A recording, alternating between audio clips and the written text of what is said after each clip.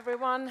It's so nice to be here. It's my first time in Hamar. I came from Helsinki, Finland. A lot of good stuff happening over there, as you know. And how many of you have been to Helsinki? Yeah, well, quite a bunch. That's nice. There's a new Helsinki XR Center just opened a year ago, and a lot of good stuff happening around the Slush technology event now in the end of November. So that is a great time to visit if you plan to do that. All right. But I'm not here to talk about that. I'm here to talk about our project, Virtual Helsinki, and share some thoughts about virtual traveling. All right. There's something wrong with the screen. It doesn't show. Anyway, I can keep on talking. When I say we, I mean Zoan. I work for a company called Zoan, or actually I'm partner there. We are the largest XR studio in Finland, and we aim to be the leading XR studio in Europe. And well, you'll see that photo at some point probably.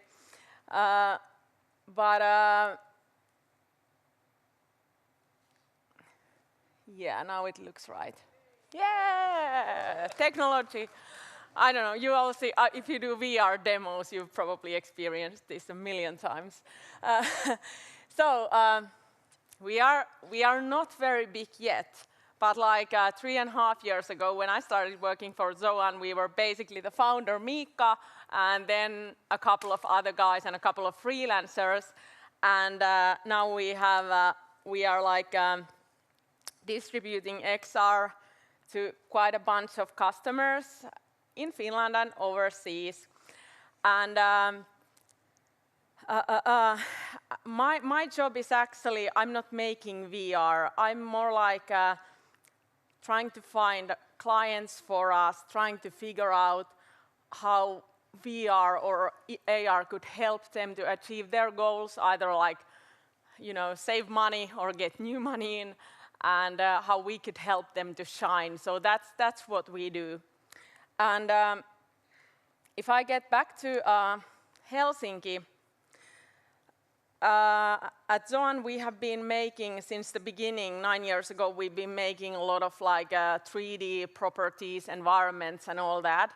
And 5 years ago when we started making first properties that are located in central Helsinki, our founder Miikka started talking about that, wouldn't it be nice to have this like a real-time virtual Helsinki where you could go around and explore different kind of things.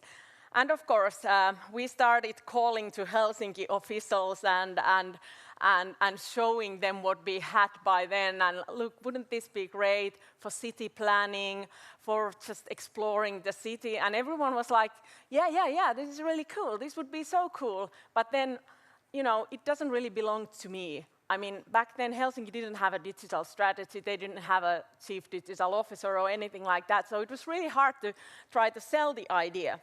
But then a year and a half ago, Helsinki was presenting something like digitalization related in an event in Singapore, and they decided together with Business Finland that let's try this VR, and we made a Senate Square and put some VR presentations there, and it was a great success in Singapore. So that helped us to get in touch with Helsinki marketing. And as you maybe know, Helsinki is putting a lot of effort, not only on digitalization, but also on sustainability. And they felt that this virtual Helsinki would be an additional alternative way to experience the city. Because in Helsinki, we don't want to have all the world's tourists come to Helsinki because they will ruin the city. We want, of course, and welcome tourists, but I think that it's also really nice to think that how could we make them experience Helsinki in a way that is not traditional. And actually last year Helsinki became the European capital of smart tourism, so this was like really a perfect fit. And the CEO of Helsinki Marketing then just pointed out when we decided that we'll start cooperating, and for the SLUS event in last November, we will create an amazing virtual Helsinki to show not only that Helsinki is doing a lot of work in digitalization, but also that we want to contribute to sustainable traveling. And what we did was quite amazing. Our virtual Helsinki that was launched at SLUS last year, so it took us to a really an amazing journey. We won the second prize on Unreal Experience Awards. We got their development grant. We were invited to Silicon Valley to showcase virtual Helsinki on NVIDIA's booth, Epic Games, HP, all those things. And I know that there are a lot of VR entrepreneurs there, and for you, I could just say that, put your effort to make something truly amazing that stands out, rather than doing this and that and everything. Because, we were really happy to get attention from those big players, because after all, we were just like a startup from Helsinki. I would love to show the virtual Helsinki to you. I can't, but however, I have a screen capture video that I could show right now and explain a little bit what kind of experiences there are. Let's see what will happen with our video. Yeah. So, this is all screen capture from Unreal Engine. And as you can see, we put a really lot of effort in good quality. It needs to be realistic. That's number one.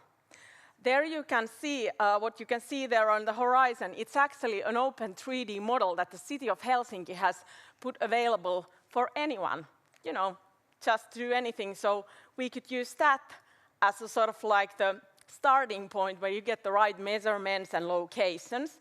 And what you are seeing right now here is the Lonna Island, which is close to Helsinki city center. It has a nice restaurant and a sauna, of course. And that was sort of the nature part. Then the second part of the experience is visiting the Senate Square. If you've been to Helsinki, you know the White Cathedral and everything that's in the middle of everything.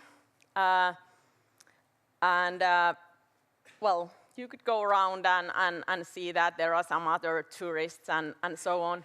And then the third part would be about Finnish design. You will get to visit the home of Alvar Aalto, who is the most famous Finnish architect, as you can see here, maybe some familiar design. You realize that Alvar Aalto has this idea that the light looks better if the windows are a bit dirty. And it can be featured there. That's also a very convenient way of skipping that, washing your windows. So just as a tip. Yeah, but this is actually his home that is located in Helsinki.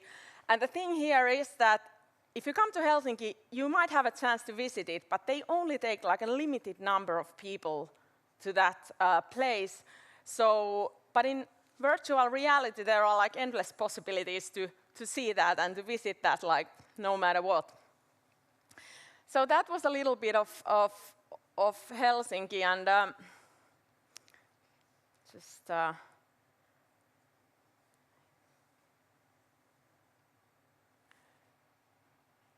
yeah.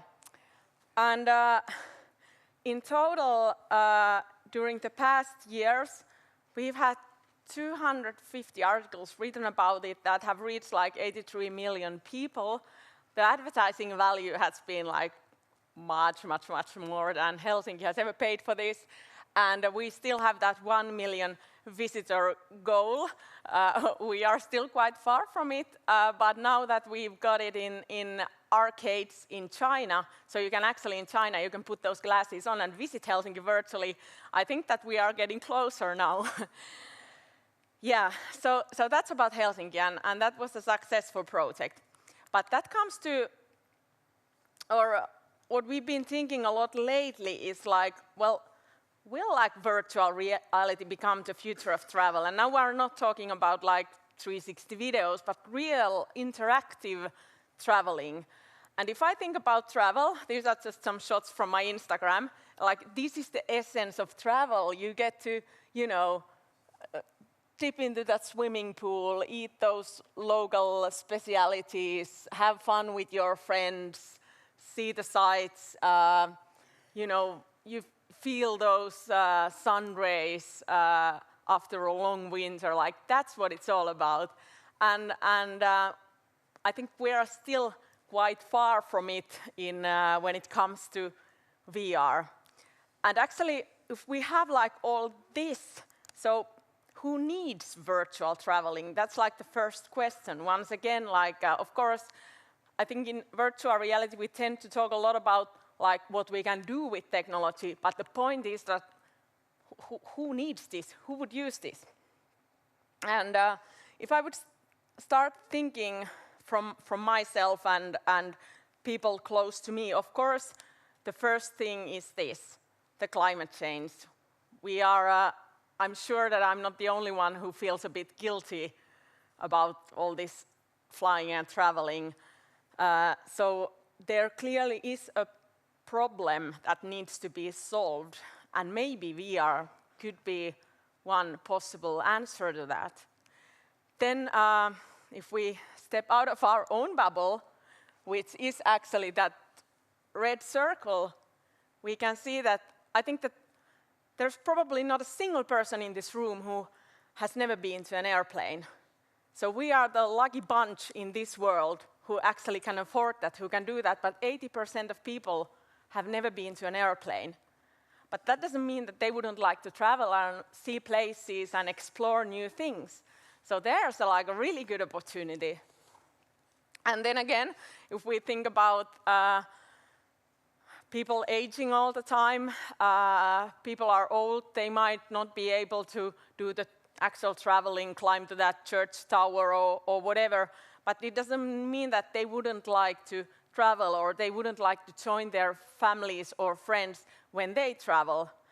And in fact, just a couple of weeks ago, I read about All Nippon Airways, it's the Japanese airlines, that they are now piloting these robots that are sort of like a virtual, it's like a camera stick that you would take with you to your travels, and then your grandmother could be like there and explore the same things that you are seeing. So think like even like airlines who are, you know, their business is to physically take people from one place to another. They are like experimenting on this turf, so that's quite cool. So yeah, I do believe that virtual traveling would be like a good substitute for actual traveling for those people who, for some reason, can't or don't want to travel. But then, would it be something more? I mean, can it offer something so much that I would rather stay at home and explore the things virtually than go to that actual place? And this next slide is not like scientific or anything, but it's just that I put down some of the stuff that we have been doing with Helsinki just to, you know, help to think how things are. So here we can see the physical travel, that pink spot there. It's always tied to a certain place and a certain time. But with virtual reality, as we learned even today, like you can do this traveling in time. I mean, in virtual Helsinki, you could go and see what the city would be in 15 years, maybe tell your opinion about that, maybe do something cool. Or you can go and feed the cows that used to be on the field that today is Senate Square, back in 1830s, or experience the day that Zeppelin came to Helsinki. That's a project we did with the Finnish broadcasting company. So this kind of like time travel, it isn't possible in physical traveling. And then again, like if we think about sort of like on like a really like a flying high level, in virtual Helsinki, you can explore 3 attractions or 3 places in less than 10 minutes. That wouldn't be possible to do in physical traveling. And then again, I mean, if you are really, really interested to something, say that you are very much into Alvar Aalto's furniture that he has designed between 1950s and 1965, you could take that tour and explore these designs and really drill deep into those things. And that would probably give you more than just having this general guided tour with in a crowded room.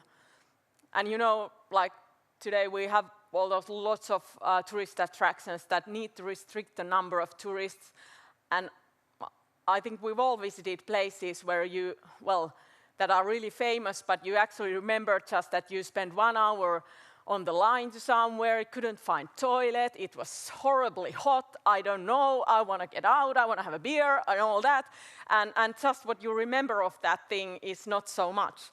So what I'm trying to challenge here, myself and us and everyone, is like that, what could we do? And then when we combine like this education and all things, like we've been educating history of Helsinki in schools in Helsinki with that Senat Square at 1830s thing.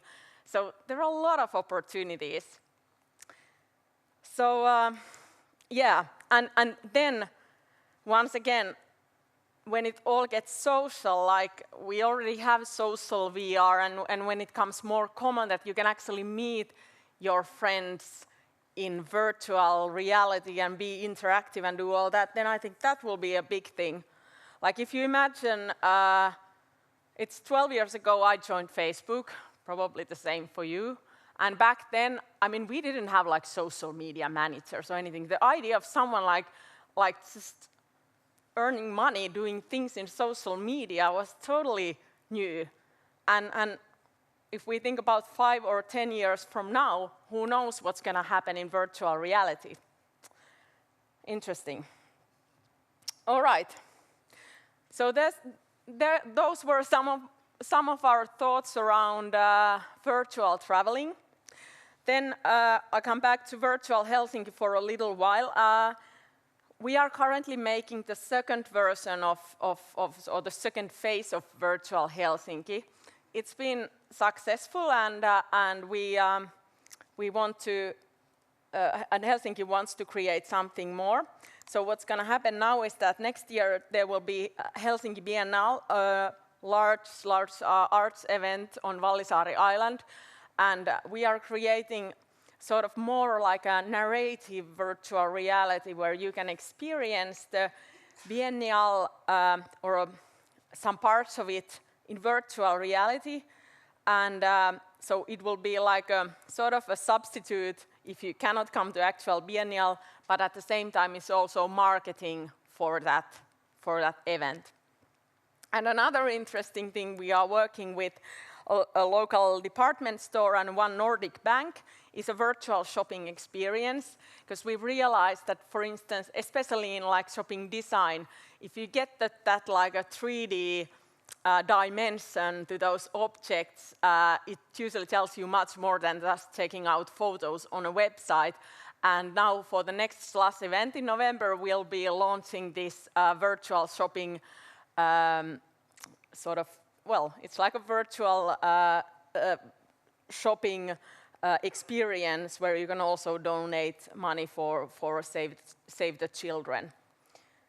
So that's it. So if we go back to this, there will be more content, a little bit of art, a little bit of shopping, and then we are also working with Rovaniemi, Visit Rovaniemi, which is in Lapland, to create this virtual Santa Claus experience where you can go and also see the Aurora Borealis and all that. So it would be so nice to combine that with Helsinki, because so many people who come to Helsinki would really like to visit Lapland, but they might not have the possibility to do that. And I know, well, why couldn't we do that with Sweden and Norway as well? I mean, for that Lapland, it's the same Aurora Borealis, and that's also so nice with VR that once you create a cool environment, you could do that, use that in many different ways. All right, but yeah, if you would like to check out this current Helsinki that I showed you the video about. It's available on Viveport for free download. Just go ahead and pick it up and check it out, and feel free to comment about that. Yeah, so that was basically what I had to say about virtual traveling. So I believe that the whole concept of traveling will start to change, and virtual traveling will definitely offer us something new as a substitute, but it can also give us experiences that we cannot have in physical traveling. And it can also remove some of the not so nice things about physical traveling, like waking up at 5 a.m. and going out there on the bus station to wait for the airport bus. So yeah, that's it. Thank you so much.